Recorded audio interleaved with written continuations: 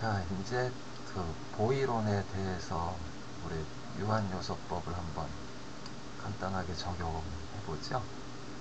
우리 그 보이론은 뭐 이렇게 쭉 그 처음에 전개 과정을 설명을 했었고, 실제로 우리가 유한요소법 적용하려면 사실은 여기부터 해도 되죠. 여기부터 해도 되는데, 여기서 요 f2-x가 실제로 그 변형 함수죠.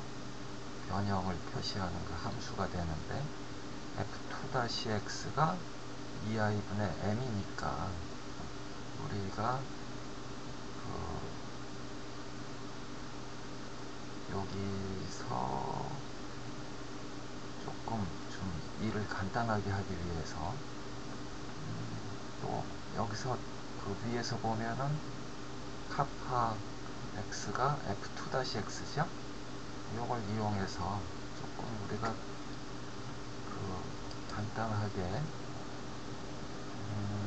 우리 유한요소법에서 처음에 constitutive equation을 그 정의를 하죠. constitutive equation을 우리 스트레스 스트레인 관계부터 시작하면 뭐 요 앞에 이 일을 다시 다 해야 되는 거니까 거기부터 시작하지 말고 여기부터 시작을 하죠. 여기부터 시작을 하게 되면 우리가 만약에 그 여기서 시그마 하고 여기 입실론이죠. 시그마를 m이라 그러고 모멘트라 그러고 입실론을 카파라 그러면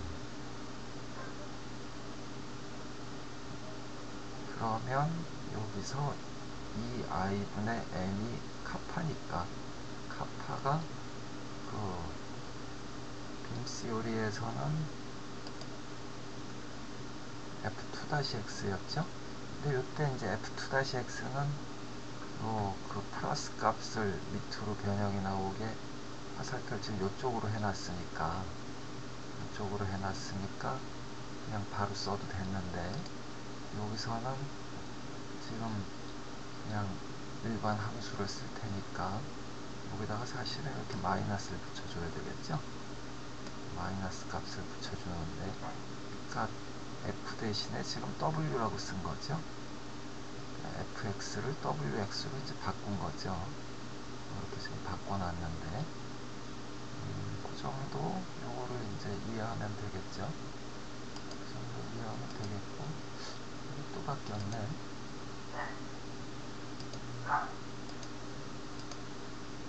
이렇게 해놓고,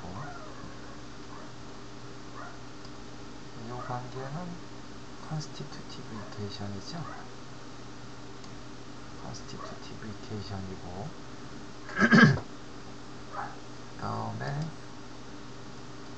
우리 여기서 이제 그 기하학적 구속 조건들을 줬죠.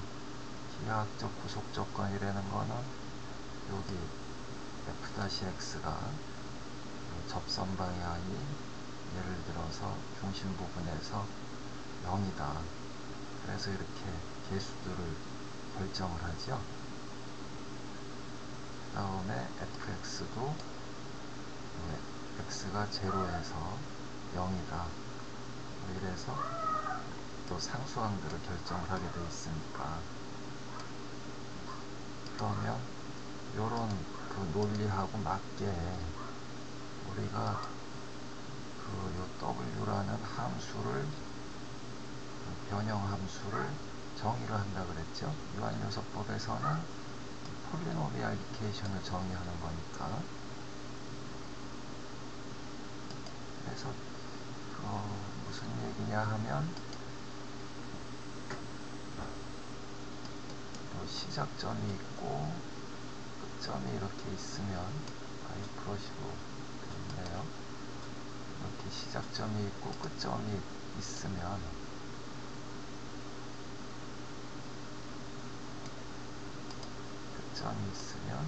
시작점이 있고 끝점이 있으면 이 끝점에 대해서 지금 이쪽 Y방향에 대해서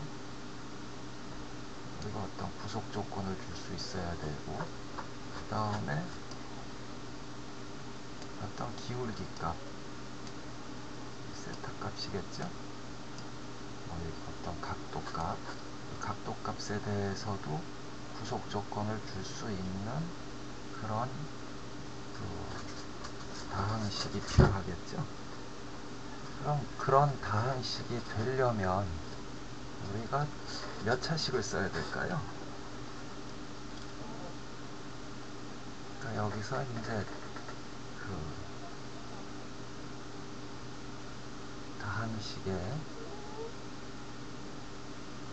다항식의 이제 차수를 결정해야죠. 다항식의 차수를 결정해야 되는데,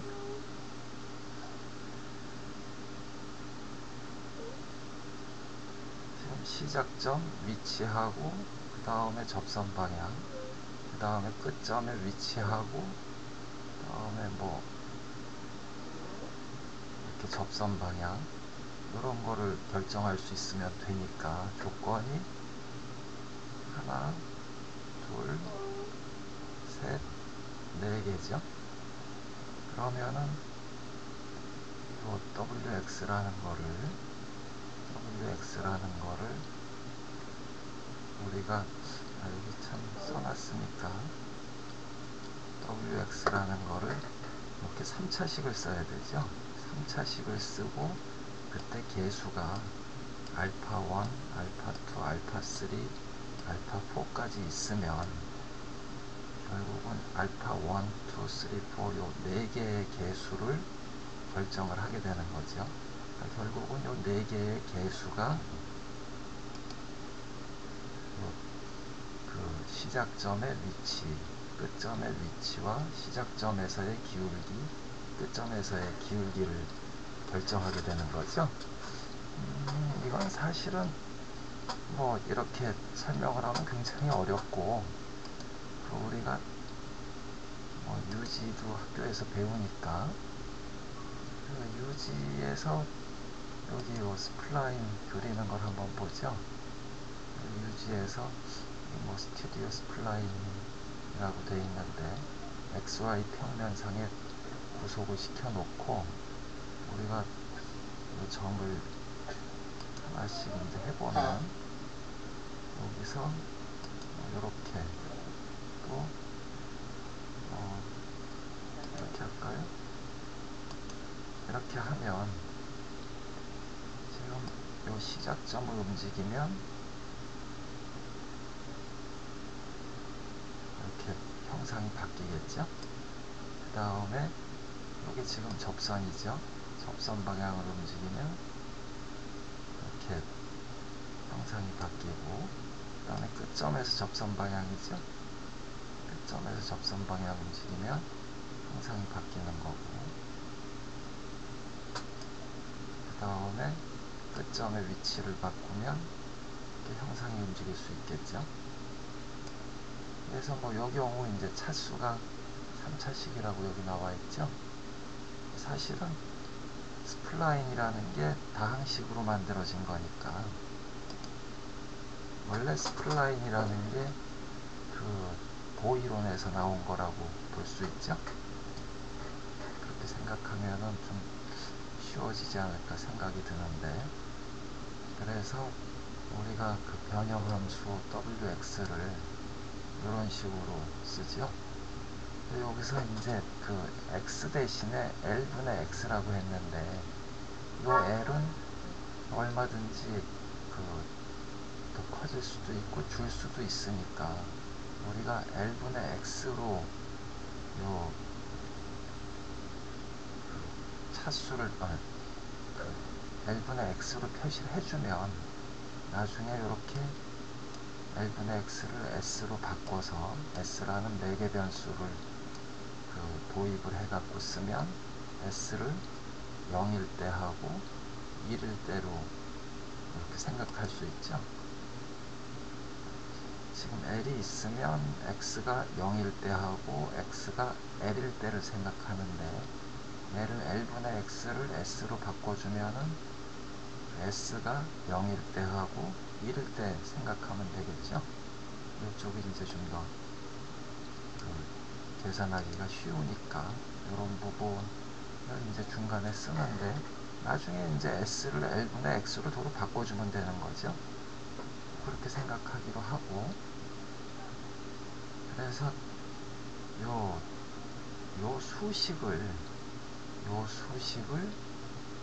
수식에 이제 개수를 알파 1, 2, 3, 4죠. 이게 지금 이렇게 이제 표시가 돼 있는데, 요 수식은 엄밀히 얘기하면 이 수식은 전혀 변하는 게 없고, 이거를 우리가 절점에서 그 변이를 여기서는 아까 설명했듯이 그 y 방향 변이하고, 그 다음에 시작점에서 기울기값 세타라고 보면 되겠죠.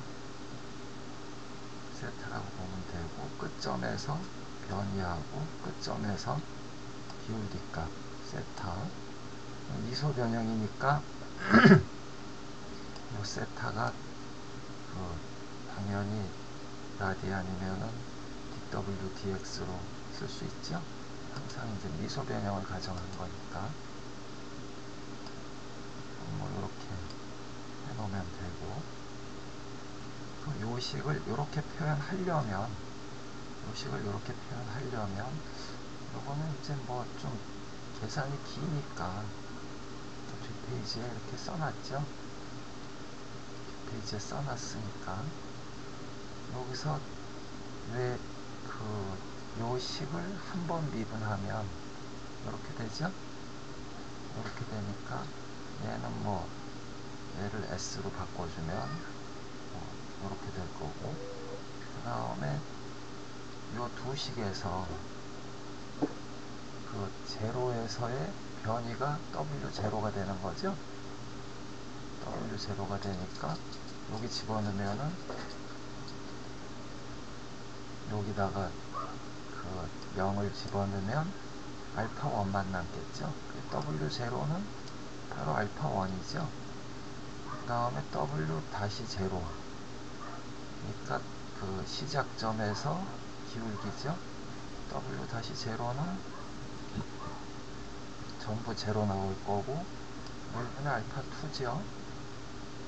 그 다음에 W1은 이제 W1이 좀 귀찮아서 그러니까 1에서 그 변이가 좀 귀찮죠.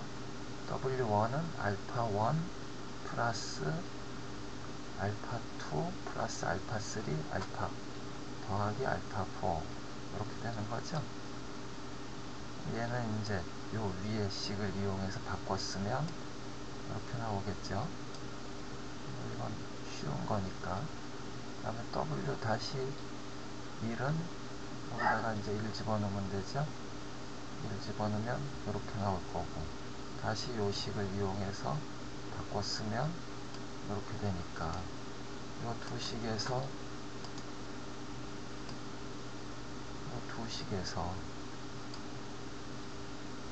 그럼 알파 3, 알파 4를 그 W1, W-1으로 W1, W-1, W0, W-0로 바꿔 쓸 수 있겠죠. 그래서 이제 계산을 쭉 하면 알파 4는 이렇게 돼서 지금 이렇게 나오는 거죠. 그 다음에 알파 3는 이렇게 표시가 되는 거고, 그러면은 결국 WX는 W0 플러스 뭐 이렇게 쓸 수 있다는 거죠. 결국은 이게 알파 1, 알파 2, 알파 3, 알파 4죠.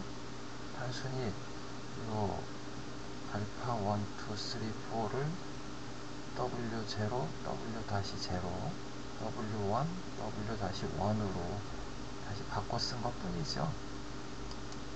바꿔 쓰면은 이제 나중에 다 정리를 해주면 이렇게 되는 거죠. 되는 건데,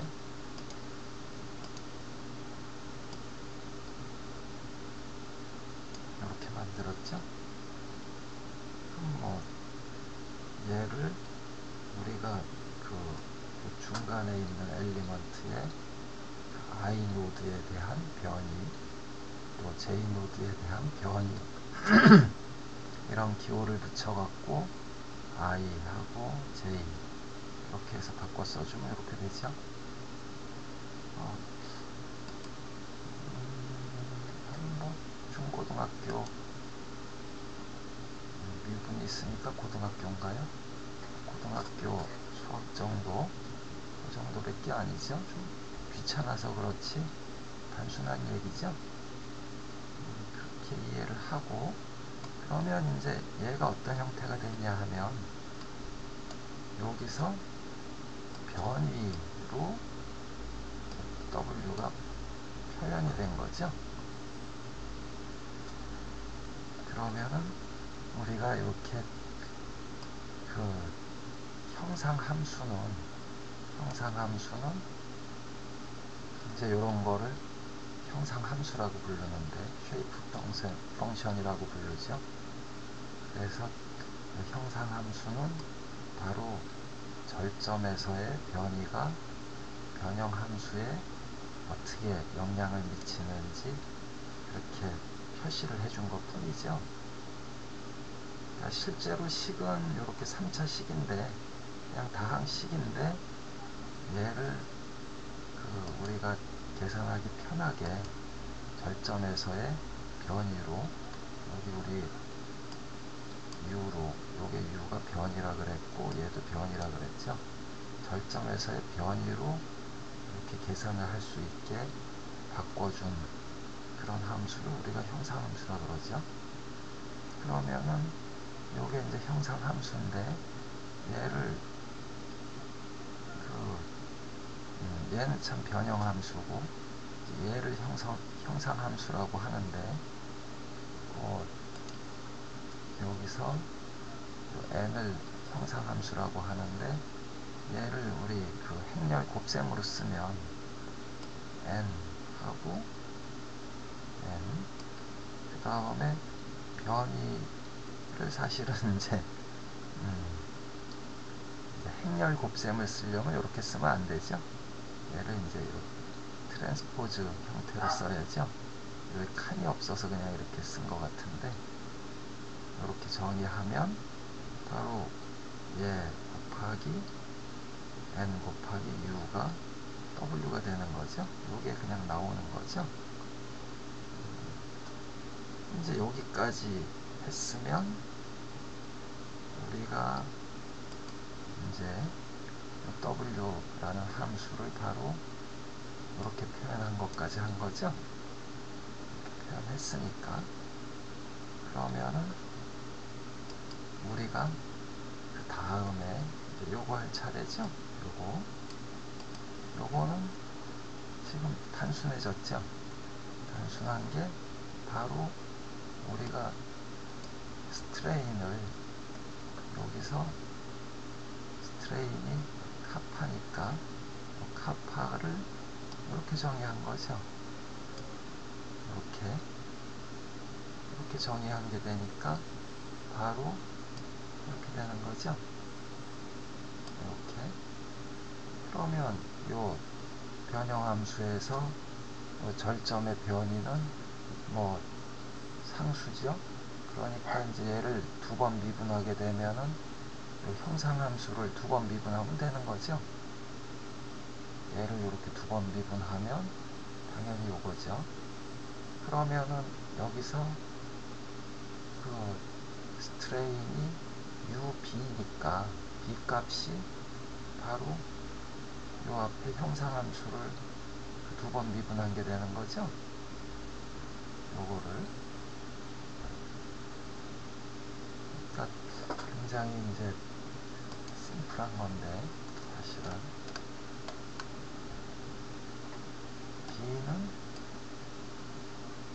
얘를 두 번 미분하니까, 두 번 미분하면 S로 그냥 두면은 그 x에 대해서 두 번 미분하니까 l분의 x니까 s가, 그래서 이제 요 밑에 l제곱이 나중에 나온 거죠. 이건 뭐 당연한데, 여기 마이너스가 붙인 거고, 한 번 미분하면 요거 없어지고, 그 다음에 요게 s가 되는데 l분의 x니까 l이 한 번 나왔고, 또 한 번 미분하면 6이 남고 l제곱, 이렇게 l제곱분의 1 이렇게 되는 거죠. 요거를 그냥 그 x에 대해서 두 번씩 미분해서 앞에 마이너스 값만 붙인 거죠. 그게 b죠. 뭐 이제 미분도 그 사이에 많이 해봤으니까 뭐 이런 미분은 전부 다 할 수 있겠죠. 이제 이렇게 b값이 정해졌고, 그럼 결국은 이 b값이 정해지면 우리가 요 d만 알면은 그 강성행렬을 계산할 수 있는 거죠.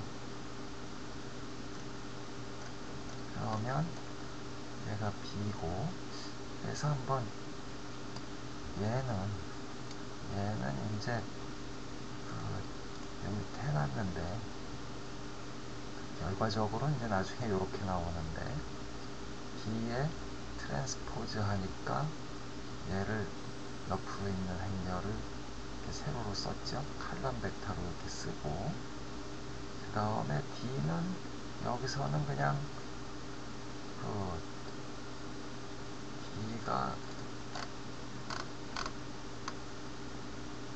이 i죠.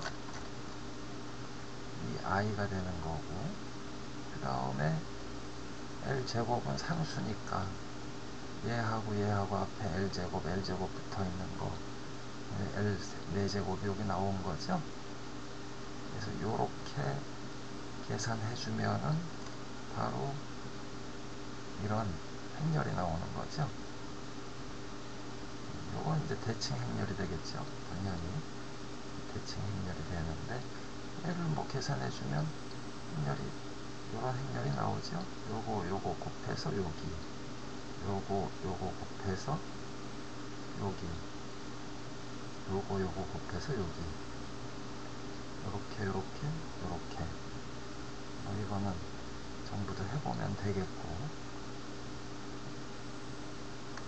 그러면 이렇게 나온 거를 적분한 거죠. 0부터 l까지 x에 대해서 0부터 l까지 적분을 하면 이거 당연하죠.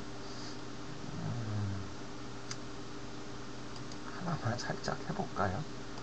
너무 말로 때우나?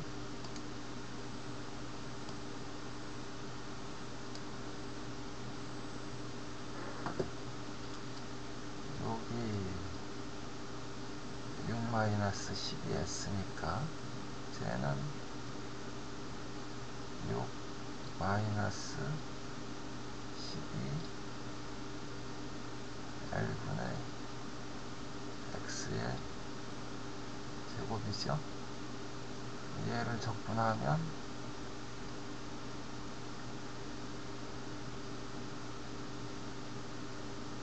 3분의 1이 나올 거고, 0부터 l까지 dx를 해주면 요거니까 이제 3분의 1 나올 거고, 그리고 6 마이너스 12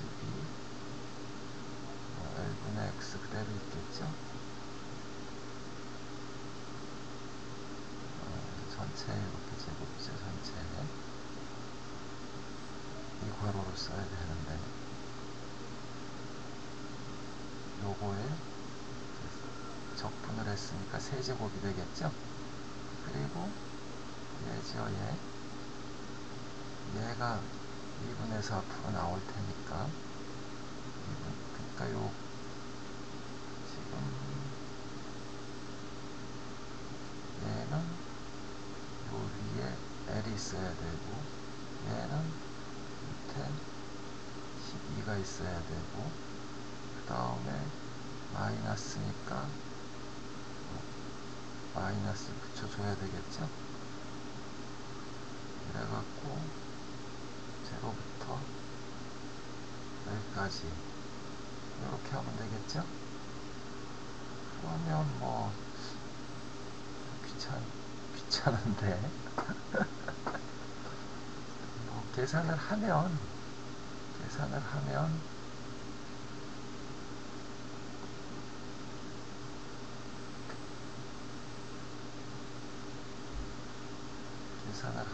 이제 12가 나올 텐데 12가 나오나 볼까요? 여기 이제 L 집어넣으면 얘는 1이고, 그러면 여기 마이너스 36분의 L이고, 1 집어넣으면 6 마이너스 12 하니까 마이너스 6의 세제곱 마이너스 6의 세제곱, 그 다음에 0 집어넣으면 빼기 6의 0 집어넣었으니까 얘는 없죠. 6의 그냥 세제곱 이렇게 나왔으니까 마이너스 세제곱하면 마이너스 그대로 있죠. 그러면 이제 마이너스 다 없애고 그냥 36분의 L이고, 얘는 6의 제곱으로 묶을까요? 6의 제곱으로 묶으면 여기 그냥 6 더하기 6 나오겠죠. 그럼 6의 제곱하고 36 없어지고 10이죠. 뭐 L이 여기 나왔으니까 여기서 L 4제곱에서 L 하나가 줄어갖고 L 세제곱분의 2i 뭐 이렇게 나오겠죠. 뭐 각자 나머지는 이제 각자 한 번씩 해보도록 하죠. 이 정도는 뭐 해보기로 하고, 그러면은 결국은 여태까지 한 게 이제 이거 구하려고 한 거죠. 요거 강성행렬을 구했는데, 그럼 요 강성행렬을 이제 어떻게 쓰느냐 하는 거죠. 요거는 지금 절점 i를 고정 구속하고 절점 j2에 p의 하중을 가했을 때 절점 j2에서 변형량을 구하라 이렇게 돼 있으면 지금 요 강성행렬은 그대로 있는 거죠. 그 다음에 i에서는 지금 변이 두 개가 다 0이죠. 0이고, 그 다음에 절점 j2에 p의 하중을 줬고, 그 다음에 여기서 모멘트 하중은 제로죠. 이거를 설명 안 했나? 여기서 이제 그 변위가 이제 길이가 될 때는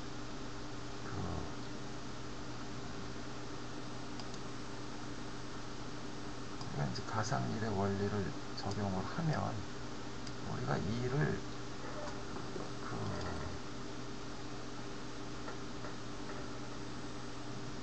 일 자체는 그냥 f l 또 1이고, 또 우리가 회전을 시킬 때는 모멘트에다가 세타를 곱해도 1이죠. 이것도 토크에다가 세타 곱하면 1이 나오는 거죠. 그래서 이제 가상일의 원리를 적용할 때 얘는 이제 하중이 되는 거고, 얘는 여기서 모멘트가 되는 거죠. 우리 뭐 여기서도 지금 보면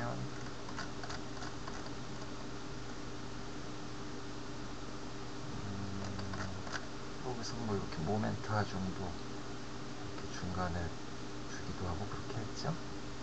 그렇게 이해하면 되겠죠.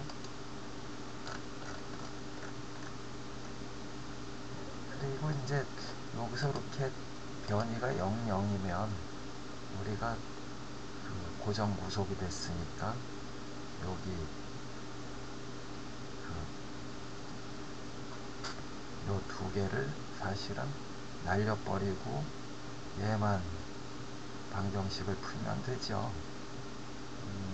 요건 이제 나중에 또 이제 지금은 요소가 이제 하나인데 요소가 뭐 두 개짜리 갖고 한번 또 해보죠.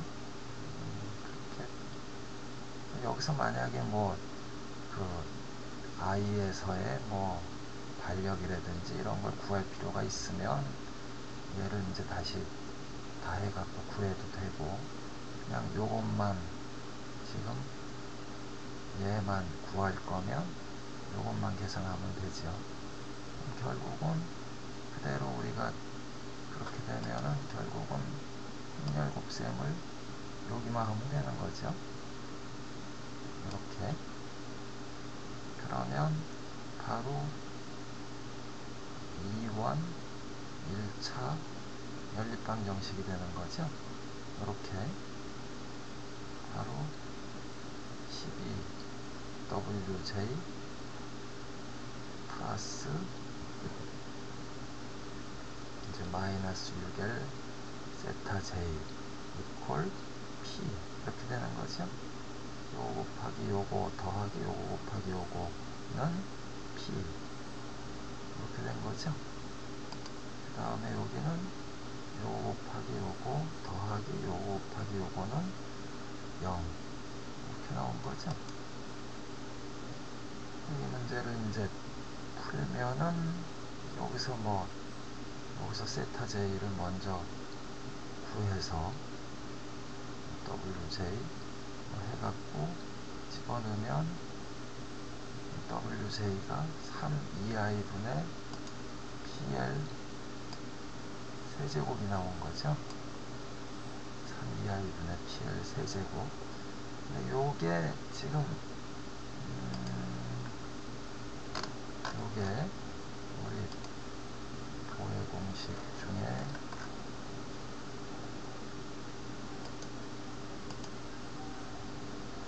얘죠.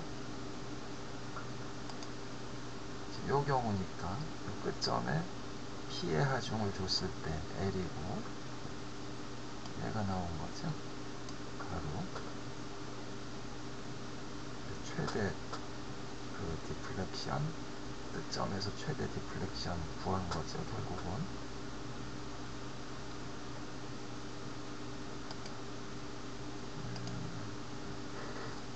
똑같죠. 여기서 이제 우리가 주의해서 볼 게 뭐냐 하면 주의해서 볼 게 바로 우리가 이 변형을 정의하는 함수를 지금 잘 선정을 해주면 지금 이제 3차식으로 선정을 한 게 굉장히 잘했다는 얘기죠. 잘한 이유는 얘가 뭐 정답이 나온 거죠. 근사값이 아니라 정확한 값이 나온 거죠. 얘는 결국은 요 변형함수만 변형함수라고 해도 좋고 형상함수란 용어도 잘 쓰니까 얘 자체는 변형함수고 절점에 대해서는 형상함수고 변형함수를 잘 선정만 해주면 우리가 정답을 항상 얻을 수가 있는 거죠. 이게 이제 유한요소법의 강점인데, 그래서 요것도 한번 보고 하나를 이제 또 보면 얘도 이제 절점 i를 고정 구속하고 절점 j의 p의 하중 그 다음에 마이너스 2분의 pl 의 모멘트 하중을 가해주면, 그러면 이제 얘는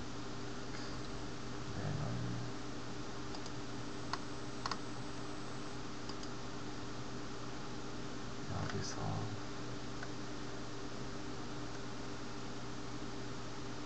이게 되겠네요. 그쵸? 요게 될 텐데, 이거는 지금 12i분의 wl 세제곱이죠. 요게 이제 또 맞게 나오는지 한번 보면 되겠죠. 지금 요 경우니까 얘는 이제 고정 구속을 한 거고, 요 경우니까 그러면 뭐 얘는 항상 똑같고, 그 다음에 p 마이너스 2분의 p를 집어넣은 거죠. 계산을 쭉 하니까 지금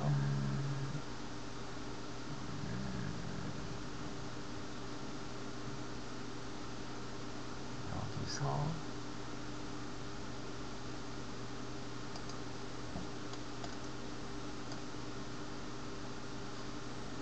여기 나왔네요. 12i분의 pr 세제곱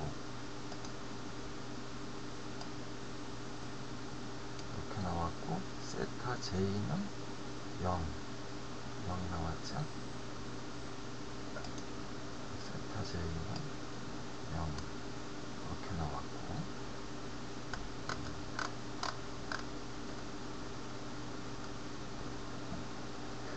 그 다음에 이제 얘가 지금 수식이 이렇게 되는 거죠. 이렇게 된 수식에다가 요 wi하고 w 세타 i는 0을 집어넣고, wj에 요 값을 넣고 세타 j에 0을 집어넣으면 바로 w가 이렇게 되는 거죠. w가 이제 이렇게 됐으니까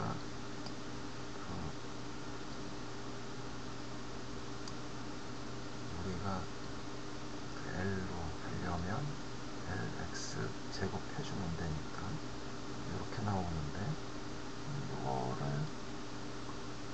아까 하고 비교를 해보면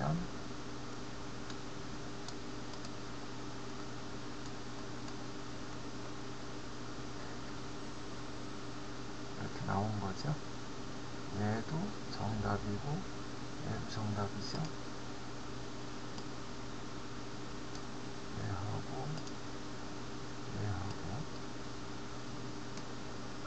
이렇게 정답이 나온 거죠.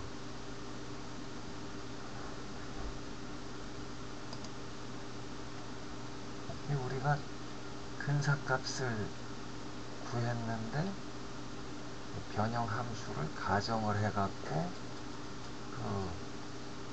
근사해법을 만들었는데, 요 변형 함수를 잘 가정을 하니까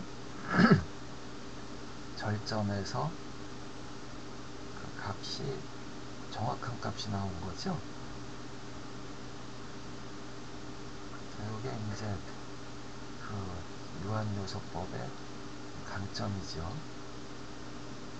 그래서 우리가 변형 함수만 적절하게 구해주면, 적절하게 선정을 해주면 절점에서는 정답을 얻을 수 있기 때문에 아주 이제 유리한 게,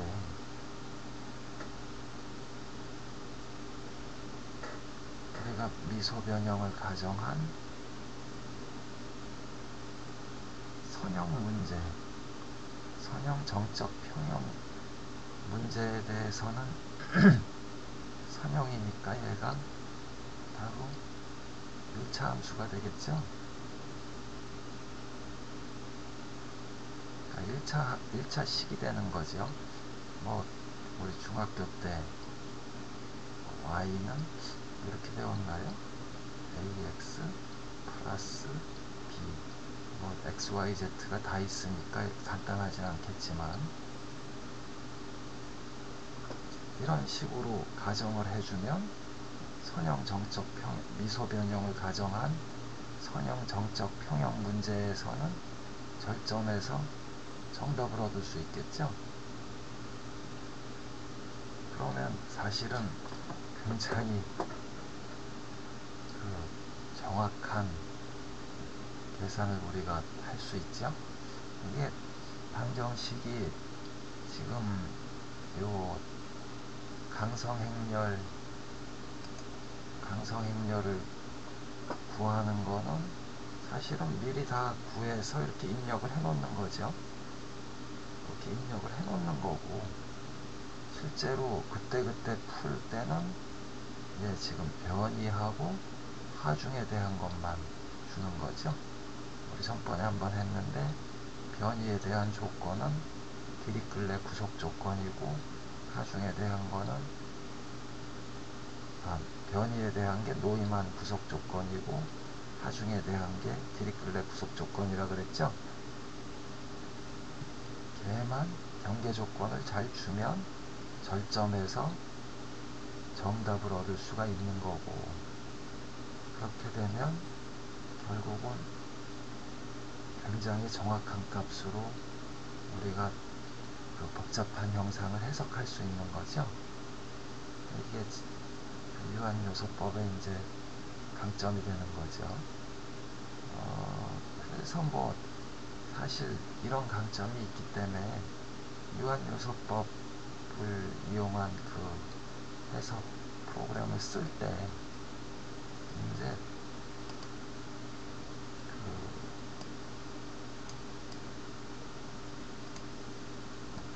우리가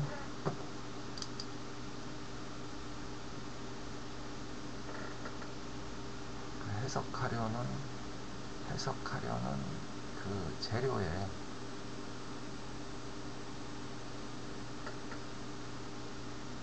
형상하고 이제 경계 조건을 잘 고려해서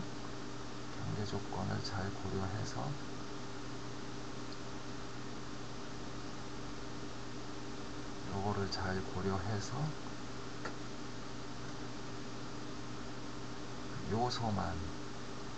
요소를 이제 메쉬라 그러죠. 요소만 잘 만들어주면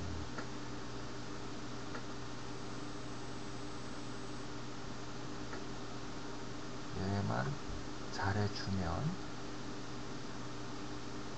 그러면은 아주 훌륭한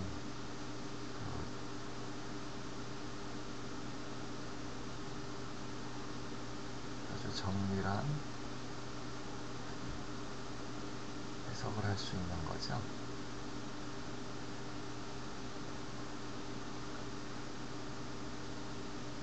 이게 이제 중요한데, 그래서 실질적으로 그 유한요소법을 그 사용한 소프트웨어들은 그 오퍼레이팅 할 때 얘가 이제 아주 중요한 거죠. 근데 우리가 요 메쉬를 만들 때 지금 전번에도 그 응력 집중 얘기하면서 한번 비교를 해봤었죠. 응력 집중 얘기하면서 한번 비교를 해봤었는데, 응력 집중에서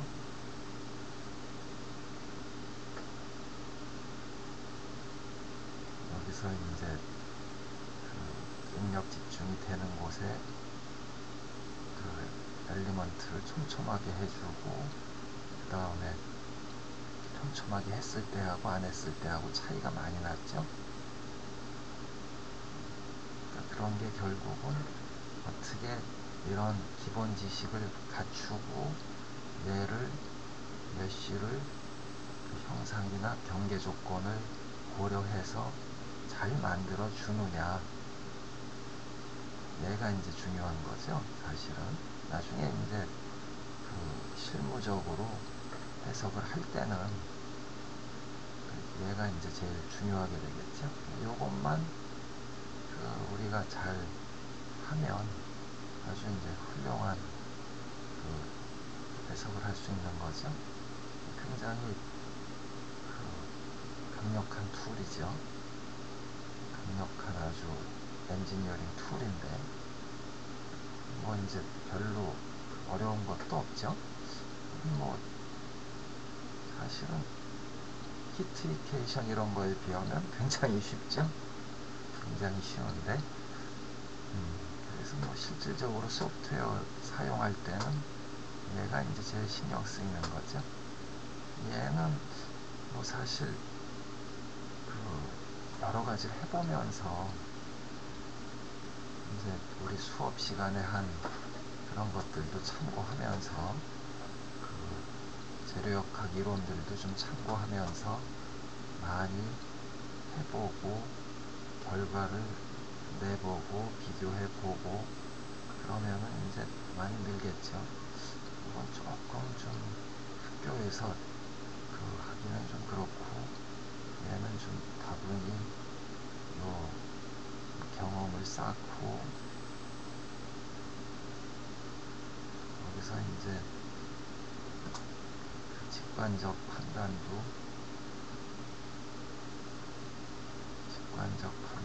이제 할 수가 있어야 되겠죠.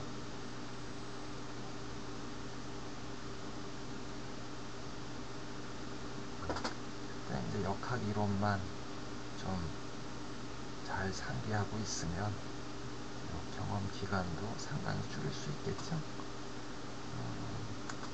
이 정도 하고 참 이거를 뭘 안 했죠. 얘는 이제 뭐 단순한 얘기인데 우리 그 요소가 지금까지 하나만 생각했죠. 근데 지금 뭐 이렇게 요소가 두 개고 여기 절점은 이렇게 세 개가 되겠죠. 연결이 되어 있으니까 이렇게 되어 있을 때 과연 그 강성행렬을 어떻게 구성할지 그거에 대한 건데 좀 쉬었다가 하죠.